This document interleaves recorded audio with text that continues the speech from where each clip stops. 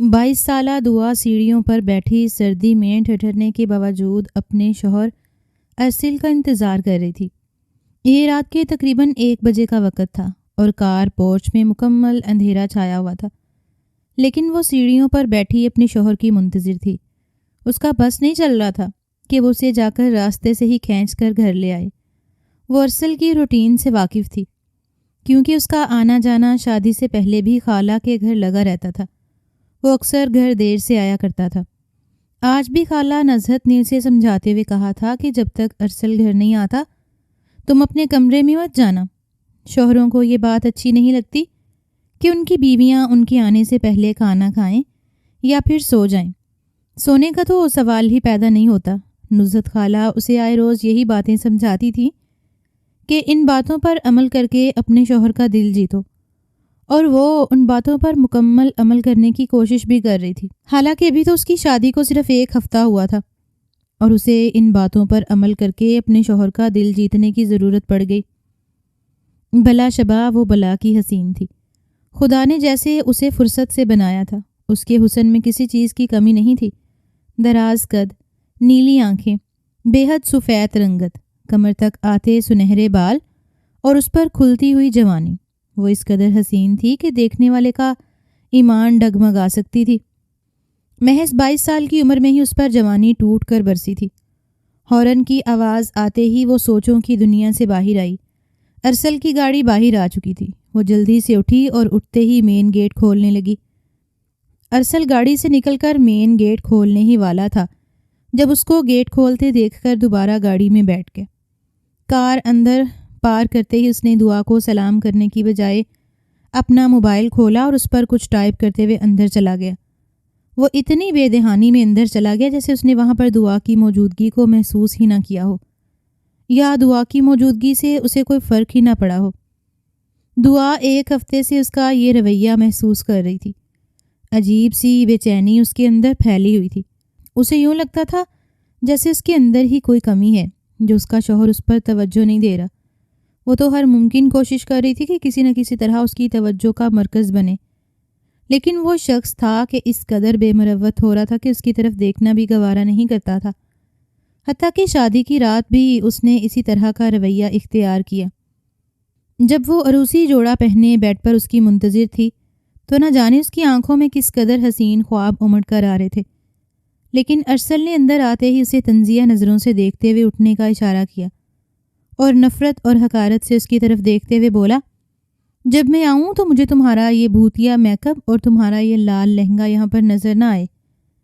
مجھے اس وقت بے حد سکون کی ضرورت ہے اور میں پچھلے 1 سال سے اسی سکون کا عادی ہوں۔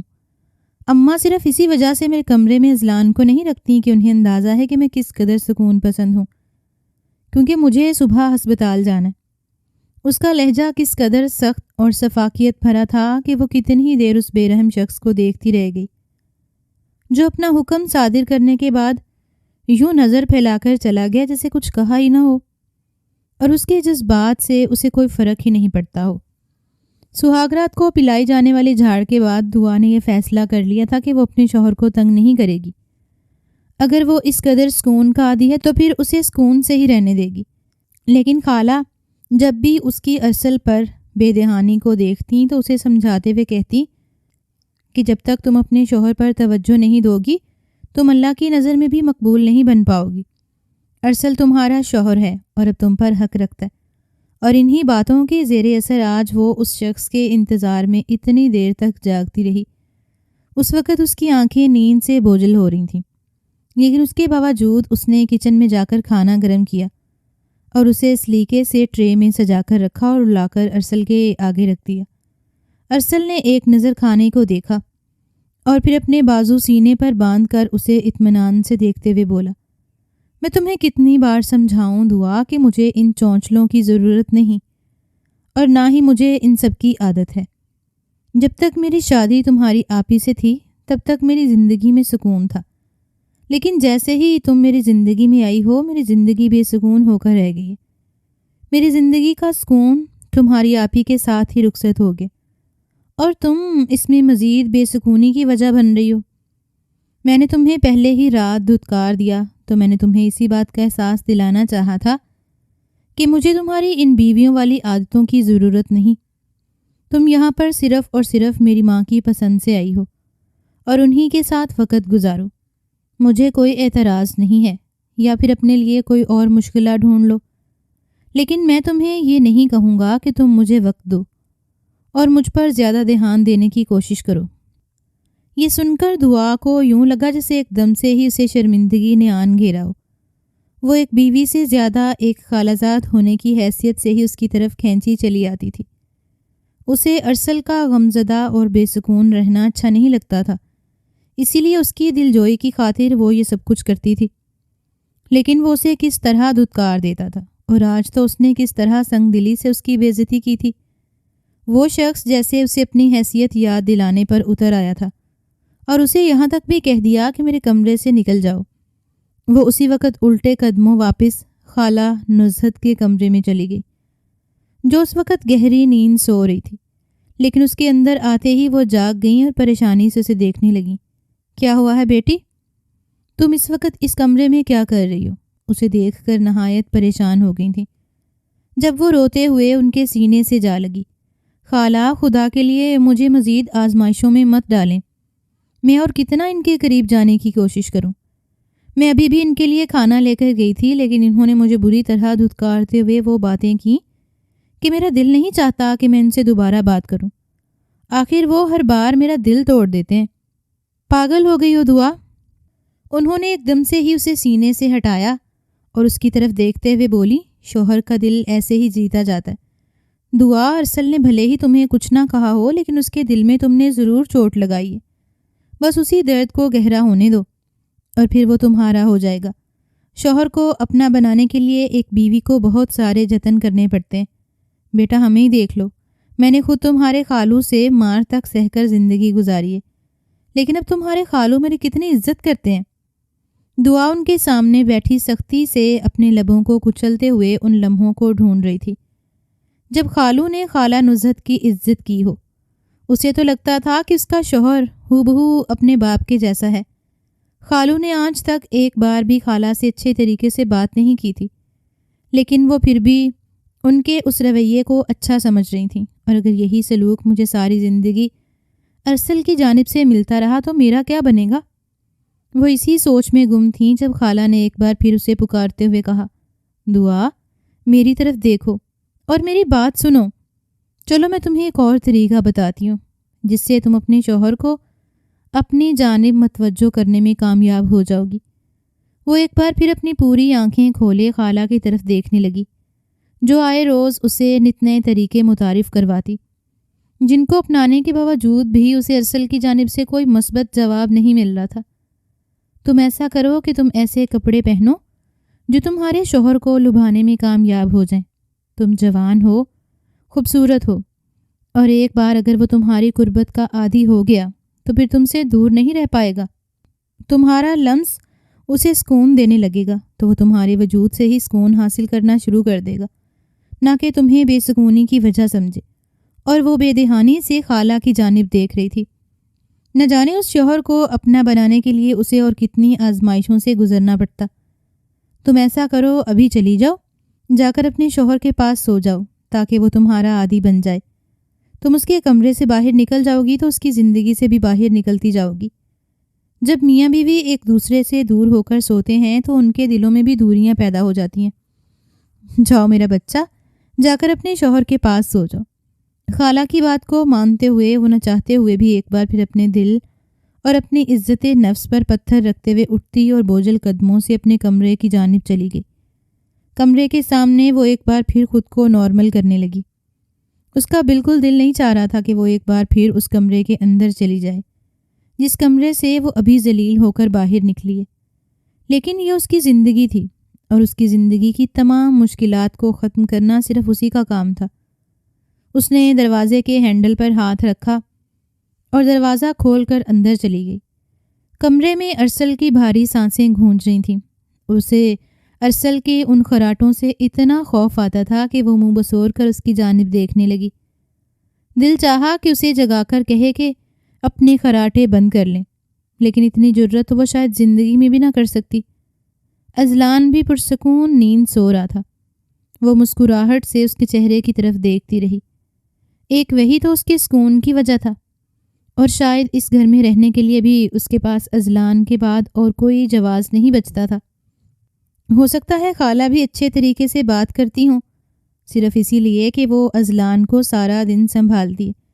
ایک بار پھر اس سوچ نے اس کے دماغ کے دروازوں پر دستک دے دی، اور نہ جانے کب تک وہ یہی باتیں سوچتے ہوئے نیند کی وادی میں اتر گئی۔ صبح جیسے ہی اس کی آنکھ کھلی تو وہ اٹھ کر بیٹھ گئی۔ ارسل جا چکا تھا، اور شاید اسے سوتے سوتے کچھ دیر ہو گئی۔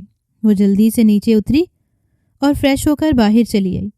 خالہ شاید اپنے کمرے میں تھیں۔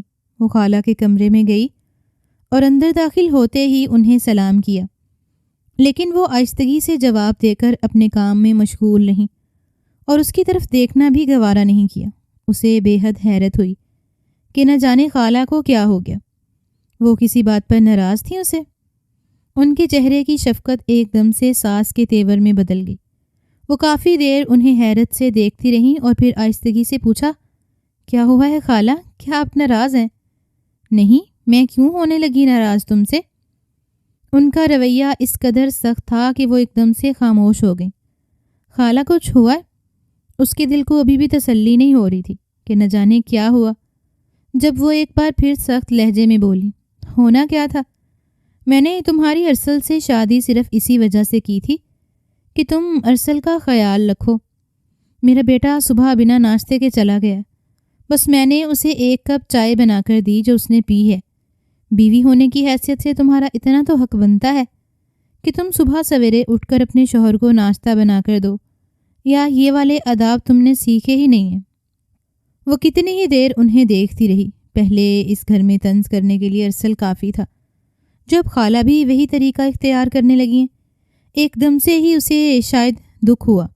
وہ جانتی بھی تھی کہ وہ رات دیر تک ارسل کا انتظار کرتی رہی ہے، اور آج معمول کے خلاف اسے اٹھنے میں دیر ہو گئی تو خالہ نے اسے اس قدر جلی کٹی سنا دی۔ حالانکہ وہ سارا دن گھر کا سارا کام کرتی ہے، اس نے خالہ کو کبھی کام کو ہاتھ تک لگانے نہیں دیا تھا۔ پورا گھر اور اذلان کی ذمہ داری کو اس نے احسن طریقے سے سنبھالا ہوا ہے، لیکن دل میں وہ یہ سب کچھ سوچتے ہوئے خاموش ہو گئی اور باہر جانے لگی۔ جب خالہ نے پوچھا، اب پھر کدھر جا رہی ہو؟ میں برتن دھو لیتی ہوں، اس نے آہستگی سے جواب دیا۔ جب ایک بار پھر خالہ اسے دیکھتے ہوئے بولیں کہ برتن بعد میں دھو لینا، پہلے ادھر آؤ، میرے پاس بیٹھو اور توجہ سے میری بات سنو۔ وہ ایک بار پھر اس کو اپنے پاس بٹھاتے ہوئے شفقت بھری مسکراہٹ چہرے پر سجا کر بولیں، میں جانتی ہوں کہ تم ارسل کی وجہ سے پریشان ہو۔ میں یہ بھی جانتی ہوں کہ بطور عورت تمہارے لیے پہل کرنا کس قدر مشکل ہے، لیکن میرا یقین کرو، اگر تم پہل کرو گی اور ارسل سے کہو گی کہ تمہیں اولاد چاہیے تو وہ ضرور تمہیں اپنے قریب لے آئے گا، یا پھر اسے اتنا ہی کہہ دو کہ وہ تمہارے جذبات کی قدر کرے اور تمہیں اس سے اولاد چاہیے، تو پھر بھی تم دونوں کے درمیان ایک تعلق قائم ہو سکتا ہے جو وقت کے ساتھ ساتھ مضبوط ہو جائے گا۔ وہ خاموشی سے خالہ کی بات سن کر نظر جھکائے بیٹھی رہی۔ جب وہ ایک بار پھر اس کے ہاتھ پر نرمی سے اپنا ہاتھ رکھتے ہوئے بولیں کہ ارسل کی زندگی میں اپنی جگہ خود بناؤ، ارسل ابھی تک سارا کے غم سے باہر نہیں نکلا۔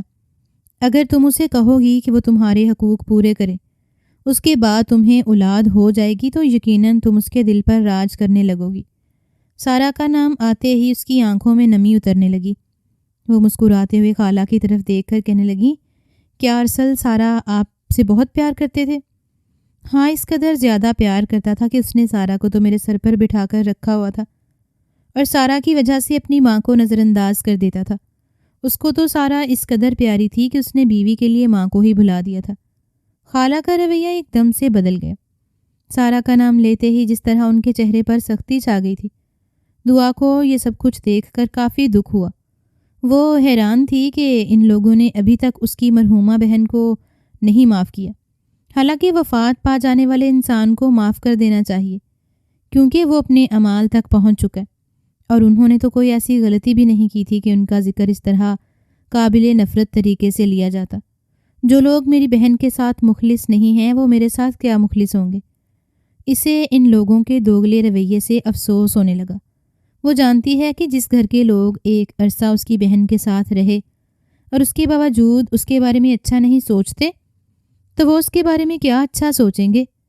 لیکن اب ان باتوں کا وقت نہیں تھا، اس لیے وہ ان تمام باتوں کو دل میں رکھتے ہوئے خاموش ہو گئی۔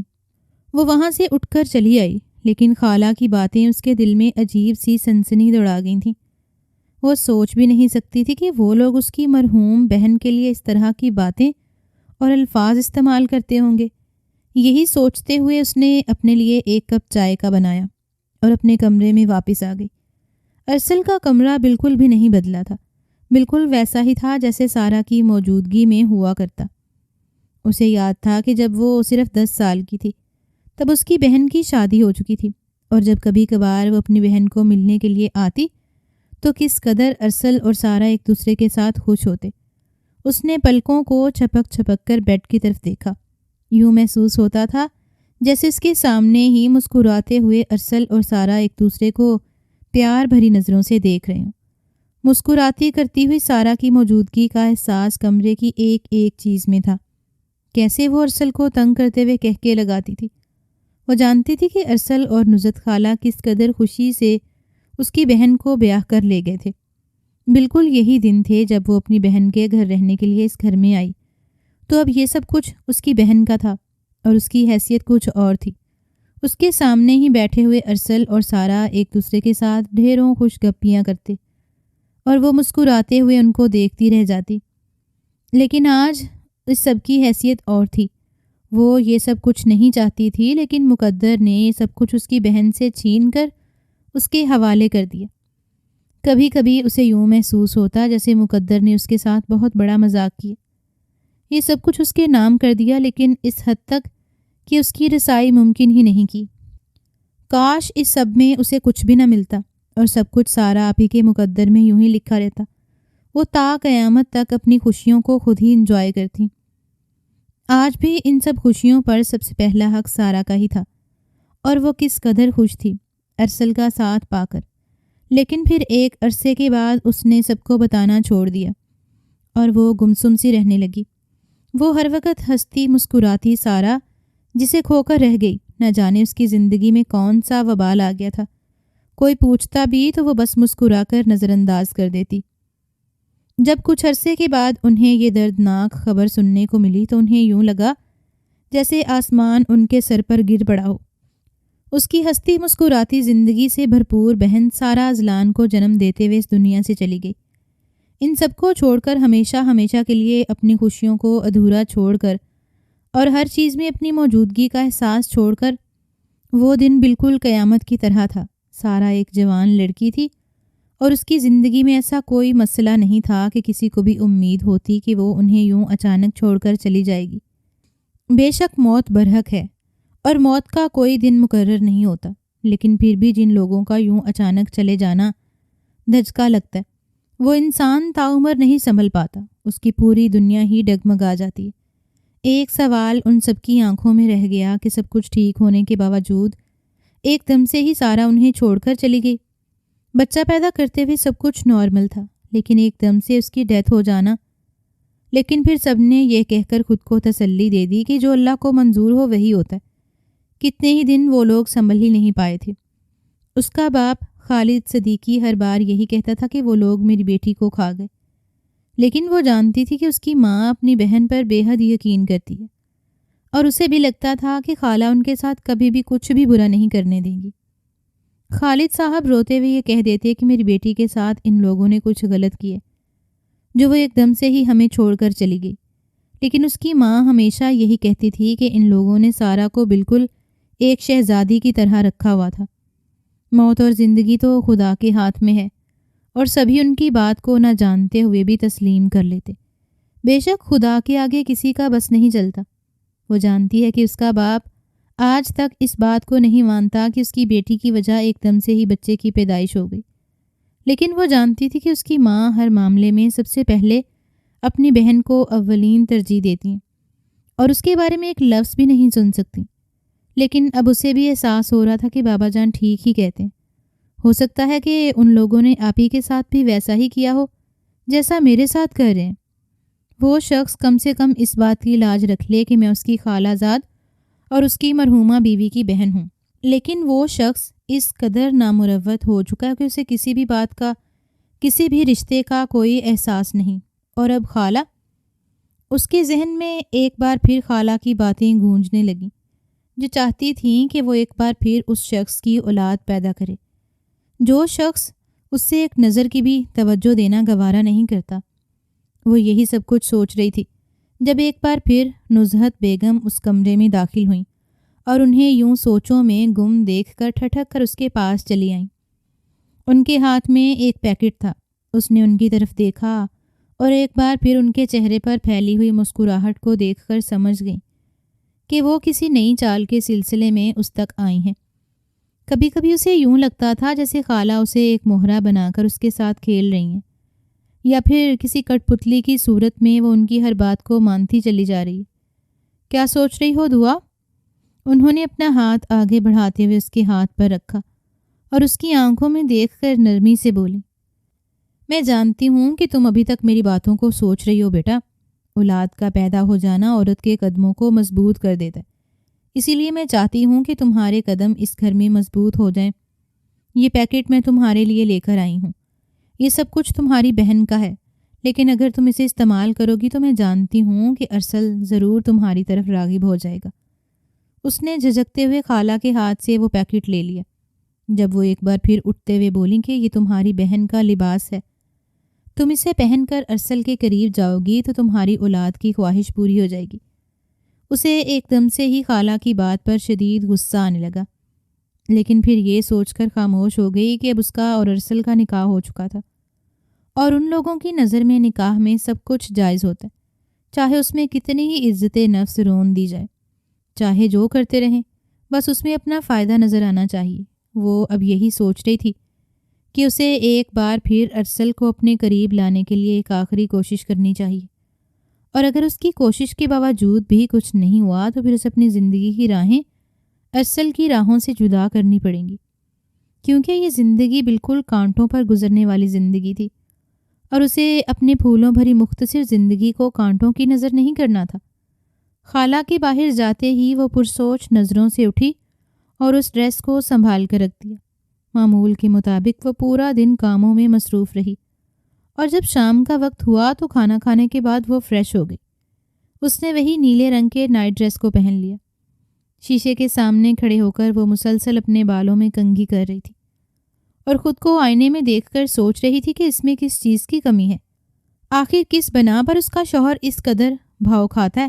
وہ تو اتنی حسین ہے کہ ایک نظر ہی دیکھنے والا اس پر اپنا ایمان نچھاور کر دے، لیکن اس کا شوہر اس کی طرف ایک بار بھی نظر کرم نہیں کر سکا۔ نیلے رنگ کے نائٹ ڈریس میں اس کی دودھیا رنگت دھمک رہی تھی۔ اس نے ہلکا ہلکا میک اپ بھی کر رکھا تھا۔ اس کے وجود سے اٹھتی خوشبو کسی کو بھی پاگل کرنے کی صلاحیت رکھتی تھی۔ وہ پورے دل سے اس کے لیے تیار ہوئی تھی اور اس کا انتظار کر رہی تھی۔ وہ بیڈ پر لیٹنے کی بجائے بک لے کر صوفے پر ہی بیٹھ گئی تاکہ اسے ارسل کے آنے سے پہلے نیند نہ آ جائے۔ یوں ہی انتظار کرتے کرتے تقریباً رات کا 1 بج گیا۔ اس کی آنکھیں اب نیند سے بوجھل ہو چکی تھیں۔ نیلی آنکھوں میں اب نیند کی سرخی چھائی تو ان کا خمار اور بھی جان لیوا ہو گیا۔ تبھی وہ دشمن جاں کمرے میں داخل ہوا۔ وہ اندر آتے ہی سب سے پہلے اس کی جانب متوجہ ہوا اور اسے دیکھ کر ٹھٹک کر رک گیا۔ اس نے سر سے لے کر پیر تک اس کا جائزہ لیا اور اس پر بھرپور نگاہ ڈال کر آگے چلا گیا۔ اس کی ایک نظر نے اس کے حلق تک کو خشک کر دیا تھا۔ خوف سے وہ اندر ہی اندر کانپ کر رہ گئی تھی۔ نہ جانے اس شخص نے اس کے بارے میں کیا سوچا ہوگا، لیکن اس کے باوجود وہ اٹھی اور کچن میں چلی آئی۔ اس کے لیے کھانا گرم کر کے ٹرے میں سجا کر رکھا اور دوبارہ کمرے میں چلی گئی۔ اس نے اس کے آگے کھانا رکھا اور حیرت انگیز طور پر وہ کھانے کو دیکھ کر خاموش ہو گیا۔ تھوڑی دیر کے بعد اس نے ٹرے اپنی جانب سرکا لی اور کھانا کھانا شروع کر دیا۔ کھانا کھاتے ہوئے اس نے ایک بار بھرپور نظروں سے اس کا جائزہ لیتے ہوئے مسکراتے ہوئے اس سے پوچھا، آج اماں نے تمہیں کوئی نئی ترکیب سکھائی ہے یا اپنے ہی تجربے کو آزما رہی ہو؟ وہ اس کی طنزیہ بات سن کر ایک دم سے خاموش ہو گئی اور پھر مسکرا کر اس کی جانب دیکھتے ہوئے بولی، مجھے کسی بھی تجربے کو آزمانے کی ضرورت نہیں ہے اور نہ ہی کسی بھی ترکیب پر عمل کرنے کی ضرورت ہے۔ آپ میرے شوہر ہیں، آپ مجھ پر حق رکھتے ہیں، اور بالکل ایسے ہی میں بھی آپ پر حق رکھتی ہوں، اور ویسے بھی اب مجھے بیبی چاہیے۔ وہ اس کی بات سن کر حیرت سے اسے دیکھتا رہ گیا۔ اس کے سامنے خاموش رہنے والی اس لڑکی نے اچھی خاصی ہمت دکھائی تھی۔ اسے خاموش دیکھ کر اس کی ہمت کچھ مزید بڑھی جب اس کی جانب چلتے ہوئے بالکل اس کے سامنے آئی اور اپنی باہوں کو اس کے گلے میں ڈال دیا۔ ایسا بالکل بھی نہیں کرنا چاہتی تھی، لیکن حالات نے اسے اس قدر مجبور کر دیا تھا کہ اس کے پاس ایک آخری حربہ تھا جسے وہ آزما کر شاید اپنے گھر کو بچا لیتی یا اس شخص کو اپنا بنا لیتی۔ اس کا دل اس وقت بے ترتیب سے انداز میں دھڑک رہا تھا جیسے ابھی پسلیاں توڑ کر باہر آ جائے گا۔ وہ اس کے اتنا قریب تھی کہ اس کی سانسوں کی مہک اسے اپنے چہرے پر پڑتی ہوئی محسوس ہو رہی تھی۔ ایک ادا سے وہ اس کی آنکھوں میں دیکھتے ہوئے بولی، ویسے مجھ میں کوئی کمی تو نہیں ہے جو آپ مجھ سے اتنا دور بھاگتے ہیں؟ جب وہ کچھ دیر اسے دیکھتا رہا اور پھر اس کے بازوؤں کو سختی سے کھینچ کر خود سے الگ کیا اور اس کے سینے پر ہاتھ رکھتے ہوئے اسے دور دھکیل دیا۔ وہ اس اچانک افتادات کے لیے تیار نہیں تھی، اسی لیے لڑکھڑاتے ہوئے دور جا گری اور حیرت بھری نظروں سے اس شخص کو دیکھنے لگی جس کے اندر رحم یا تہذیب نام کی ذرا بھی چیز نہیں تھی۔ جب وہ اس کی جانب چلتا ہوا آیا اور اسے بازو سے پکڑ کر اپنے سامنے کھڑا کرتے ہوئے اس کی آنکھوں میں دیکھ کر چبا چبا کر بولا، تمہیں تمیز نہیں ہے؟ تم عورت ہو کر اس طرح کی حرکتیں کرتی ہو۔ اگر مجھے تم میں تھوڑی سی بھی دلچسپی ہوتی تو میں خود تمہارے قریب آتا۔ اس قدر ہتک امیز رویے پر اس کی آنکھوں سے آنسو بہنے لگے۔ خجالت، شرمندگی اور بے عزتی کے احساس سے اس کا رنگ بالکل سرخ پڑ چکا تھا، لیکن اس شخص کو اس پر ذرا بھی رحم نہ آیا۔ وہ مسلسل اسے قہر برساتی نظروں سے گھور رہا تھا اور اسے دیکھتے ہوئے بولا، مجھے لگتا ہے تم سے اپنی جوانی سنبھالی نہیں جا رہی، اسی لیے اس طرح کی بے باک حرکتیں کرتی پھر رہی ہو۔ تمہیں کچھ زیادہ ہی شوق چڑھا ہے اس طرح کی حرکتیں کرنے کا۔ وہ اس کے غصے کو دیکھ کر تھر تھر کانپ رہی تھی اور اس وقت کو کوس رہی تھی جب وہ خالہ کی بات مان کر اس حد تک پہنچی۔ اگر اس نے یہ سب کچھ کیا بھی تھا تو کیا غلط تھا؟ وہ اس کا شوہر تھا اور اس پر حق رکھتی تھی۔ وہ اس کی جانب ابھی بھی مسلسل دیکھ رہا تھا۔ میں پہلے ہی تمہاری بہن سے کہتا تھا کہ تمہاری حرکتیں ٹھیک نہیں ہیں، بلکہ جب سے ہماری شادی ہوئی تھی میں تو تمہاری حرکتوں کو زیر غور رکھتا تھا۔ یہ تمہاری بے باک حرکتیں آج سے نہیں بلکہ تب سے ہیں جب سے تم نے جوانی کی دہلیز پر قدم رکھا ہے۔ وہ اسے حیرت بھری نظروں سے دیکھتی رہ گئی۔ آخر وہ شخص اتنا کس طرح گر سکتا تھا اور وہ اس پر کس طرح کے الزامات لگا رہا تھا؟ آخر آج تک اس نے اس کے سامنے کس طرح کی بدکاری کی تھی؟ اسے ذرا بھی احساس نہیں تھا کہ وہ اس کی بیوی تھی اور اس کی عزت تھی۔ اس کے بارے میں ایسی باتیں کرتے ہوئے اس نے اپنی زبان کو لگام بھی نہیں دیا اور جو منہ میں آیا کہتا چلا گیا۔ یہ سب سن کر دعا اس قدر دل برداشتہ ہو چکی تھی کہ اس کا دل چاہا کہ وہ پھوٹ پھوٹ کر رونا شروع کر دے یا پھر زمین پھٹے اور وہ اس میں سما جائے۔ کم سے کم وہ اس شخص کی نظروں سے تو خود کو دور بھیج دے تاکہ اس کے عتاب سے بچ جائے۔ وہ سب کچھ برداشت کر سکتی تھی، لیکن اپنے کردار پر لگائے ہوئے اس داغ کو کبھی بھی برداشت نہیں کر سکتی تھی۔ اسی لیے ہمت کرتے ہوئے اس کی جانب بڑھی اور اسے دیکھتے ہوئے بولی، آپ کس بنیاد پر مجھ پر یہ الزام لگا سکتے ہیں؟ کیا آپ مجھے بدچلن سمجھتے ہیں؟ وہ بھی صرف اس لیے کہ میں نے آپ سے اپنا جائز حق مانگا؟ آپ مجھے ایک دن بھی ثابت کر کے دکھائیں کہ میں نے آپ کے سامنے کس طرح کی بدچلنی کا مظاہرہ کیا۔ میں یہ سب کچھ محض اس لیے کر رہی ہوں کہ اپنی بیوی ہونے کا حق قائم کر سکوں اور اس گھر میں آپ کی بیوی کی حیثیت سے ہی رہوں، لیکن آپ تو مجھے بدچلن ہی سمجھنے لگے۔ لیکن سامنے کھڑے ارسل کو اس کی چلتی ہوئی زبان اس وقت زہر سے زیادہ بری لگ رہی تھی۔ وہ اس کے آنسوؤں کی پرواہ کیے بغیر اس کی طرف بڑھا اور سختی سے اسے پکڑ کر بیڈ پر دھکیل دیا۔ وہ بیڈ پر جا گری اور اس سے پہلے کہ وہ اٹھ جاتی اس نے اس کے بازوؤں کو اپنی گرفت میں لے لیا اور وہ پھڑ پھڑا کر رہ گئی۔ وہ اس کے اس قدر قریب ہو کر چلا رہا تھا کہ اسے یوں محسوس ہوا جیسے آج اس کا دماغ پھٹ جائے گا۔ میں سمجھ سکتا ہوں کہ تم کس شوق کے لیے بار بار میرے قریب آتی ہو۔ میں یہ بھی جانتا ہوں کہ تم نے کس لیے میری امی کو بہلا پھسلا کر مجھ سے شادی کی، اس لیے نا کہ تم میرے قریب آ سکو۔ یہ کوئی نئی بات نہیں ہے، آج تک کتنی ہی بہنیں دوسری بہنوں کے حق پر ڈاکہ ڈال چکی ہیں۔ تمہاری کہانی کوئی نئی کہانی تو نہیں ہے۔ اس کے قریب آتے ہی زہر اگل رہا تھا اور وہ خوف اور دہشت سے اسے آنکھیں پھیلائے دیکھ رہی تھی۔ وہ اسے دور دھکیلتے ہوئے اس کی گرفت سے خود کو چھڑانے لگی، جب وہ ایک بار پھر اسے کھینچ کر اپنے قریب کرتے ہوئے بولا، تم جیسی لڑکیاں کچھ زیادہ ہی ڈرامائی زندگی گزارتی۔ تم کیا سمجھتی ہو کہ یہ سب کچھ آسان ہوتا ہے؟ تو آج میں تمہیں تمہاری ڈرامائی زندگی سے حقیقت کی طرف لے کر آتا ہوں۔ تمہارے دل میں جتنے بھی ارمان بھرے ہوئے ہیں نا، میں آج تمہارے سارے ارمان نکال دیتا ہوں، تاکہ تمہیں بار بار میرے سامنے یوں ذلیل نہ ہونا پڑے اور تم مجھے بار بار بے سکون نہ کرتی رہو۔ ایک ہی بار میں تمہارا جوانی کا سارا جوش نکل جائے۔ یہ کہتے ہی اس نے سختی سے اس کے لبوں کو اپنی گرفت میں لیا۔ اس کی گرفت اس قدر شدید تھی کہ اسے یوں محسوس ہوا جیسے اس نے آگ کا کوئی شعلہ نگل لیا ہو، جو اس کے لبوں کے ساتھ ساتھ اس کے حلق تک جا پہنچا ہو۔ وہ اپنے ایک ایک عمل سے اسے یہ احساس دلا رہا تھا کہ وہ اس کی بیوی نہیں بلکہ ایک طوائف یا رکھیل ہے، جسے وہ وقتی طور پر محض وقت گزاری کے لیے استعمال کر رہے اور بعد میں اسے پھینک کر چلا جائے گا۔ وہ تو سوچ بھی نہیں سکتی تھی کہ وہ شخص اس حد تک گر جائے گا۔ وہ اسے کیا سمجھتی تھی اور وہ کیا نکلا؟ وہ تو بس یہ چاہتی تھی کہ وہ اس شخص کے ساتھ اپنی زندگی کی شروعات کرے اور اپنی زندگی کی خوبصورتیوں سے لطف اندوز ہو، لیکن اس کی زندگی اس قدر بھیانک ہوگی وہ سوچ بھی نہیں سکتی تھی۔ اور آج کی رات اس شخص نے اسے باور کروا دیا تھا کہ وہ اس کی زندگی میں کوئی حیثیت نہیں رکھتی۔ اس نے اس کے جسم کے ساتھ ساتھ اس کی روح پر بھی ان گنت نشان چھوڑ دیے تھے اور اس کے ساتھ وہ سلوک کیا جیسے کہ وہ کوئی جانور ہو جس پر وہ وحشی درندوں کی طرح ٹوٹ پڑا۔ اسے اپنی حیثیت اچھی طرح باور کرانے کے بعد وہ خود پرسکون ہو کر سو گیا، لیکن وہ نہ جانے کتنی ہی دیر اپنی کم مائکی پر آنسو بہاتی رہی اور بالآخر نیند کی وادیوں میں اتر گئی۔ صبح جیسے ہی اس کی آنکھ کھلی تو اس کے دکھتے سر کے ساتھ اٹھنے کی کوشش کی، لیکن اس کے جسم کے ساتھ ساتھ اس کی روح بھی دکھ رہی تھی۔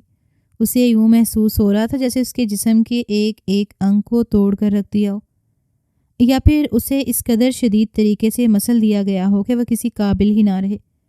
ذلت اور خجالت کا احساس اس کے پورے وجود میں پھیل گیا۔ وہ سوچ بھی نہیں سکتی تھی کہ وہ لوگ اسے اس دن کے لیے لے کر آئے ہیں جب اس کی خالہ اس کے گھر رشتہ مانگنے گئی تھی، تو اس نے اس کی ماں کے سامنے دامن پھیلاتے ہوئے کہا تھا کہ مجھے بطور خیرات تم اپنی بیٹی کا رشتہ دے دو۔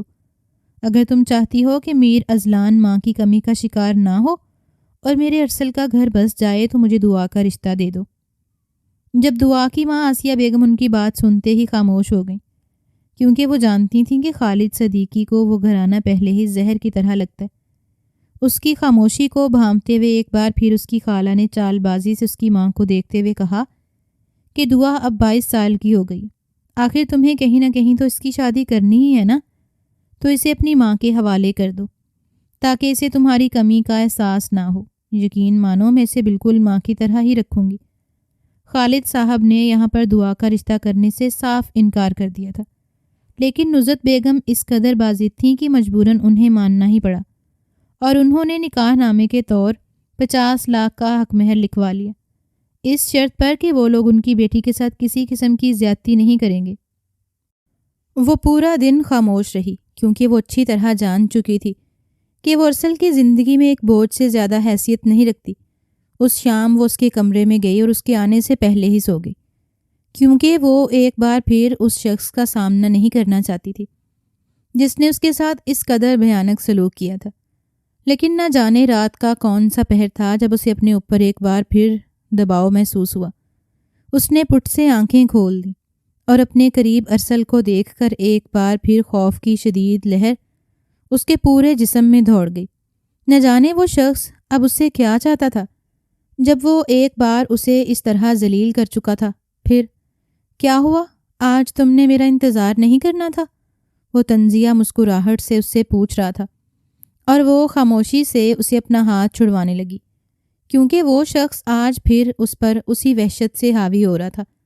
نہ جانے وہ اسے کس جرم کی سزا دیتا تھا، کس ناکردہ گناہ کی سزا بھگت رہی تھی۔ وہ ایک بار پھر اس پر حاوی ہو گیا اور اس کی مزاحمت کے باوجود اسے زبردستی کرنے لگا۔ وہ مسلسل اسے خود سے دور کرنے کی کوشش کر رہی تھی۔ جب وہ اس کے آنسو دیکھ کر ایک بار پھر ہنستے ہوئے بولا کہ کیا ہوا؟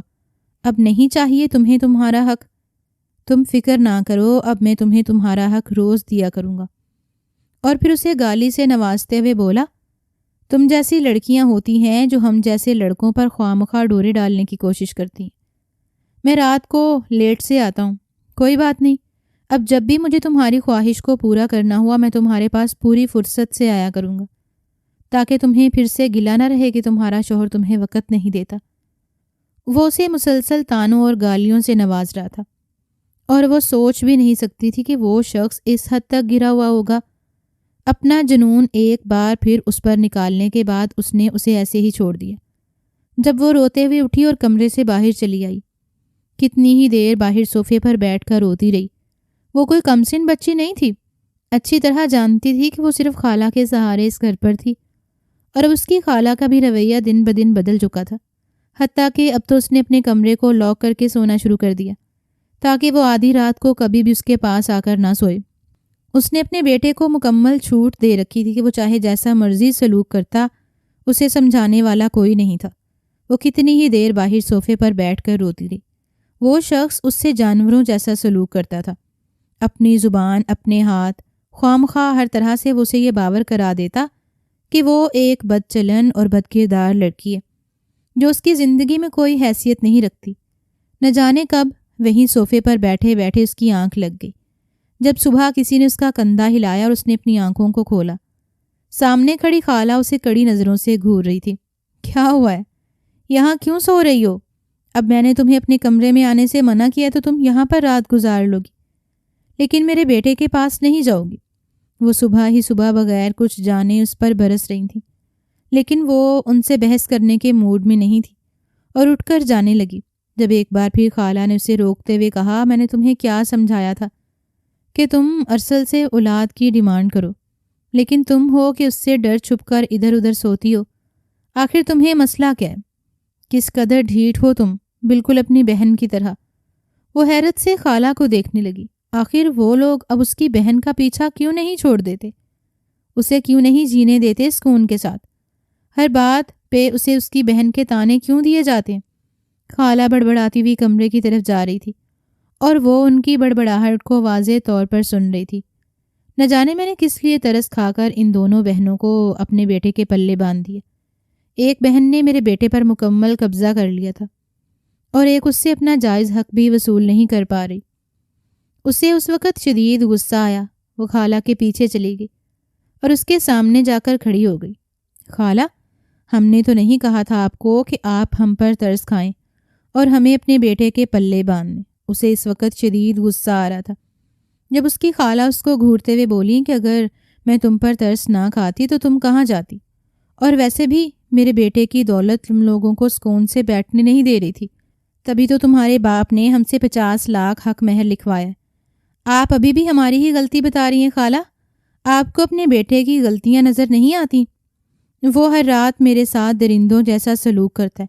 وہ خالہ کی بات سن کر پھٹ پڑی تھی جب وہ اس کی طرف دیکھتے ہوئے بولیں کہ بیوی تم کوئی معصوم بچی نہیں ہو جو وہ تمہارے ساتھ زبردستی کرتا ہے۔ وہ شوہر ہے تمہارا اور جو بھی کرتا ہے اس کا حق رکھتا ہے، اور ویسے بھی تمہارے باپ نے جتنے پیسوں میں تمہارا سودا کیا وہ تو جو چاہے تمہارے ساتھ کر سکتا ہے۔ وہ تو حیرت سے خالہ کے بدلتے ہوئے رنگوں کو دیکھ رہی تھی جو ایک دم سے ہی اپنے بناوٹی خول سے باہر آ گئیں۔ غصے سے اس کا رنگ بے پناہ سرخ ہو رہا تھا اور سانس بھی پھول رہی تھی۔ ان کی آنکھوں میں دیکھتے ہوئے بولی، میں یہ رقم تم لوگوں کے منہ پر ماروں گی، تم لوگ جو مرضی کرنا اس سے، لیکن آج کے بعد مجھے یہ تانا مت دینا کہ میرے باپ نے تم لوگوں کے ہاتھوں میرا سودا کیا۔ وہ خاموشی سے اندر چلی گئی اور بیگ میں اپنا سامان پیک کیا اور باہر نکل آئی، لیکن اس کی خالہ اسے روکنے کی بجائے کڑی نظروں سے دیکھتے ہوئے بولی، تم اس غلط فہمی پر جا رہی ہو کہ میں تمہیں منانے آؤں گی؟ میں تمہیں منانے آؤں گی؟ نہ میرا بیٹا اور نہ ہی ہمارے پاس اتنا وقت ہے۔ وہ ان کی باتوں کو نظر انداز کر کے باہر نکل آئی۔ پورے راستے ہی ان کے ذہن میں دھماکے ہو رہے تھے۔ وہ شخص اور اس کی ماں اس کے ساتھ یہ سلوک کرتے تھے تو نہ جانے اس کی بہن کے ساتھ کیا کیا ہوگا۔ کس قدر بناوٹی رشتہ دار تھے جو یہ بھی نہیں جانتے تھے کہ وہ ان کی بیٹی ہے، بہو ہے اور عزت ہے۔ اور وہ شخص جس کے لیے وہ اپنا سب کچھ چھوڑ کر آ گئی تھی، وہ شخص بھی اس قدر بے پرواہ تھا کہ اسے ذرا برابر ترس نہیں آیا اس پر، اور نہ ہی وہ اس سے کوئی تعلق قائم کرنا چاہتا تھا۔ وہ تو اسے اذلان کی ماں کی بنیاد پر بھی نہیں رکھنا چاہتا تھا۔ جو بھی تھا اب ازلان کی ماں تو وہی تھی، ماں نہ صحیح وہ ماں سی تو تھی نا۔ وہ اپنے گھر آ گئی اور گھر آتے ہی اپنی ماں کے گلے لگ کر خوب روئی۔ وہ اسے دیکھ کر سخت پریشان تھیں کہ نہ جانے کیا ہوا، لیکن ابھی اس نے اس بات کو کھولنا مناسب نہیں سمجھا اور خاموش ہو گئی۔ اس نے سب گھر والوں کو یہ کہا کہ میں کچھ روز رہنے کے لیے یہاں پر آئی ہوں، لیکن سب لوگ اسے دیکھ کر اس قدر پریشان تھے کہ نہ ہی اس کے لہجے کی الجھاہٹ اور مسکراہٹ اور نہ ہی اس کے چہرے کی وہ رونق قائم تھی جو ہر وقت اس کے چہرے کی عکاسی کیے رکھتی تھی۔ اسے رہ رہ کر یہی خیالات آتے تھے کہ اس کی زندگی برباد ہو کر رہ گئی۔ گھر میں سبھی اس سے پوچھتے ہیں لیکن وہ کسی کو بھی ابھی تک حقیقت سے آگاہ نہیں کرنا چاہتی تھی۔ اس کا باپ اپنا کاروبار کرتا تھا۔ اس کی دکان میں شروع سے ہی سائم نامی لڑکا کام کرتا تھا جو اتنا ایماندار تھا کہ یوں محسوس ہوتا جیسے کہ خالد صاحب کا اپنا بیٹا ہو۔ خالد صاحب اس پر مکمل اعتماد کرتے تھے اور اسی کے سہارے پر اپنا کاروبار چلا رہے تھے۔ تقریباً 1 ہفتہ گزر گیا۔ ارسل اور نہ ہی نزاہت خالہ نے اس کی خبر لی، یہاں تک کہ ان لوگوں نے ایک کال کر کے بھی نہ پوچھا کہ وہ کس حال میں ہے، اور اسی طرح کرتے کرتے دن گزرے تھے۔ جب ایک روز اس کی ماں اس کے پاس آئی اور اسے کہنے لگی، دعا کیا بات ہے میری جان، اگر کوئی مسئلہ ہے تو ہم سے بیان کرو۔ اپنی ماں کی بات سن کر اس کی آنکھوں سے آنسو بہہ نکلے۔ وہ اب کیا بتاتی کہ اس کی تو ساری زندگی ایک دم سے مسائل کا شکار ہو گئی اور سکون نامی چیز تو اس کی زندگی سے ختم ہو کر رہ گئی۔ اس کی ماں اس سے پوچھ رہی تھی اور وہ ساری بات اپنی ماں کو بتاتی چلی گئی، اور اس کے بعد سن کر اس کی ماں خاموشی سے باہر چلی گئی۔ وہ جانتی تھی کہ اس کے والدین اس سب سے کس قدر دل برداشتہ ہوں گے۔ ایک بیٹی جوانی میں ہی اللہ کے پاس چلی گئی اور دوسری بیٹی بے سہارا ہو کر ان کے دروازے پر آ بیٹھی۔ شام کو خالد صدیقی آئے تو اس نے اپنے باپ کو بھی سب کچھ بتا دیا۔ وہ جانتی تھی ویسے بھی اس کی ماں اب اس کے باپ کو ساری حقیقت سے آگاہ کر دے گی، تو وہ ساری بات سن کر ہی بفر گئے اور ان لوگوں کو لان تان کرتے ہوئے کہنے لگے کہ میں تو پہلے ہی جانتا تھا کہ وہ لوگ اچھے نہیں ہیں، انہوں نے میری بیٹی کی زندگی کو برباد کر دیا ہے۔ اس نے اپنے باپ سے کہا، آپ کو وہ رقم ان سے نہیں لینی چاہیے تھی ابا، وہ رقم میری زندگی میں ایک زہر بن کر رہ گئی جو ہر روز میری نسوں میں انڈھیلا جاتا ہے، جس کا خمیازہ مجھے رات دن بھگتنا پڑتا ہے۔ اس کے والد خالد صدیقی اس وقت اس قدر غصے میں تھے کہ ان کا جی چاہ رہا تھا کہ وہ ابھی اور اسی وقت ان لوگوں کو جا کر ختم کر دیں جنہوں نے ان کی بیٹی کی زندگی کی خوشیوں کو ختم کر دیا۔ آخر وہ لوگ اس قدر بے حسی کیسے دکھا سکتے تھے کہ اپنے ہونے کے باوجود انہوں نے غیروں سا رویہ اختیار کیا۔ کہا جاتا ہے کہ اپنے اپنے ہی ہوتے ہیں، اپنے اگر مارتے بھی ہیں تو چھاؤں میں رکھتے ہیں، لیکن وہ یہ نہیں سمجھتے تھے کہ مرے ہوئے شخص کو اس بات سے فرق نہیں پڑتا کہ وہ چھاؤں میں پڑا ہے یا دھوپ میں، اگر اس نے مرنا ہی ہے تو وہ اپنے ہی کیا جو اس کی موت کی وجہ بن جائے۔ اس شام خالد صدیقی صاحب نے ارسل کو کال کی اور اسے ایک ہری ہی سنا دی۔ وہ تو اس بات پر حیران تھا کہ اس کا باپ بجائے اسے سمجھا بجھا کر واپس اس کی دہلیز پر بھیجے، نہ کہ اس کے حق میں کھڑا ہو کر اس کے شوہر سے لڑ رہا ہے۔ باپ بھی بیٹیوں کی اصل سہارے ہوتے ہیں، اگر یہ سہارے بھی ان کی زندگی سے ختم ہو جائیں تو پھر تو زندگی بے سہارا ہو جاتی ہے، اور بے سہارا زندگی موت سے بدتر ہوتی ہے۔ وہ لوگ یہی سمجھتے تھے کہ چند ہی دنوں کے بعد اس کا باپ اسے دوبارہ واپس بھیج دے گا اور وہ ایک بار پھر ہماری مٹھی میں آ جائے گی، جو چاہیں گے جیسا چاہیں گے رویہ اس کے ساتھ اختیار کریں گے۔ اس کے باپ نے اسے مکمل تسلی دی کہ وہ اب اپنے باپ کی پناہ میں ہے اور ان لوگوں کے چنگل سے آزاد ہو چکی ہے۔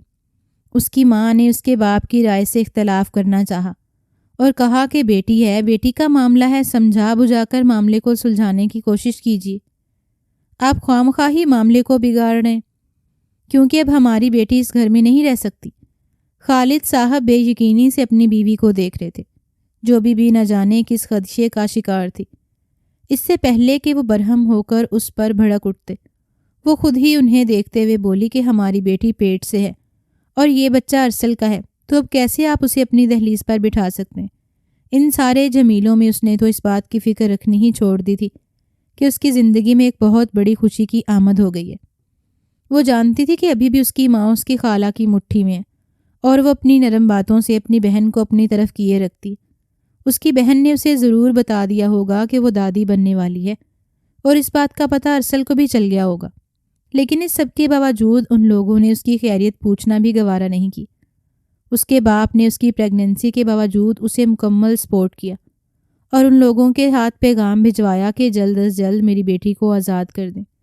اگر میری بیٹی کو عزت کے ساتھ 2 وقت کی روٹی نہیں دے سکتے تو اسے بوجھ سمجھ کر اس کے ساتھ غیر منصفانہ سلوک کرنے سے بہتر ہے کہ آپ لوگوں سے آزاد کر دیں۔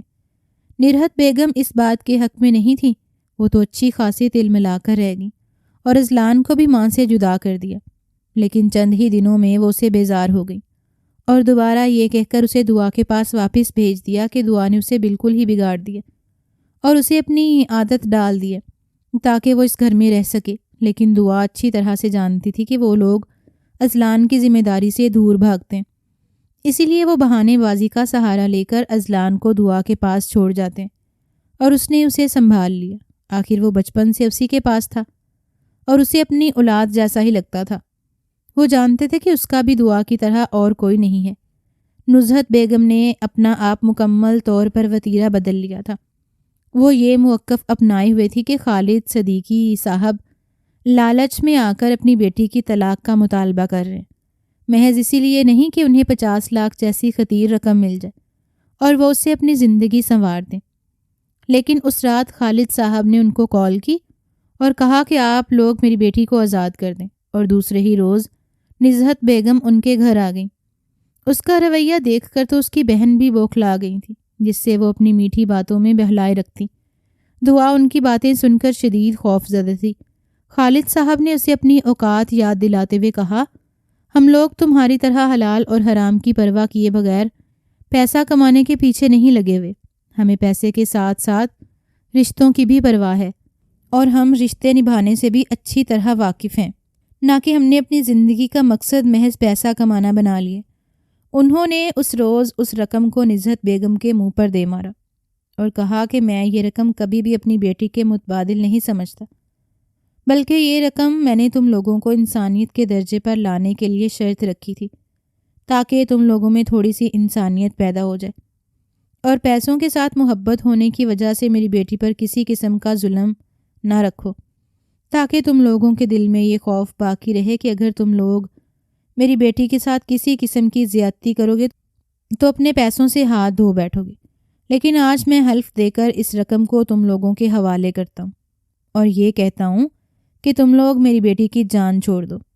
اتنے پیسے تو میں اپنی بیٹی کا صدقہ اتار دوں۔ نزہت بیگم آگے بڑھیں اور کہنے لگیں کہ میں اپنے بیٹے کی اولاد کو تم لوگوں کے حوالے نہیں کروں گی۔ لیکن خالد صاحب اپنی بیٹی کے ساتھ کسی مضبوط سہارے کی مانند کھڑے رہے اور کہا کہ یہ اولاد میری بیٹی کی کوکھ میں ہے، جو اسے پیدا کرے گی وہ اس کی پرورش بھی کر لے گی، اور خبردار اگر تم لوگوں نے میری بیٹی کے ساتھ مزید کسی طرح کی زیادتی کرنے کے بارے میں سوچا بھی تو میں تم لوگوں پر ایسا کیس دائر کروں گا کہ تم لوگ ساری عمر جیل کی ہوا کھاتے رہ جاؤ گے۔ وہ جانتے تھے کہ ایسے لوگوں کی کم ظرفی کے باعث ان لوگوں کا سب سے بڑا کمزور پہلو پیسہ ہوتا ہے۔ وہ اپنے رشتوں کو اپنا سب کچھ کھو سکتے ہیں لیکن اپنا پیسہ نہیں گنوا سکتے۔ اسی لیے کچھ ہی عرصے کے بعد ارسل نے دعا کو طلاق دے دی۔ وہ کتنی ہی دیر طلاق کے کاغذات کو اپنی گود میں لیے بیٹھی رہی۔ اسے یقین ہی نہیں آ رہا تھا کہ اس کی زندگی کا یہ سفر اتنا مختصر اور تکلیف دہ تھا، جس سفر کے آغاز نے اسے کوئی خوشی فراہم نہیں کی تھی۔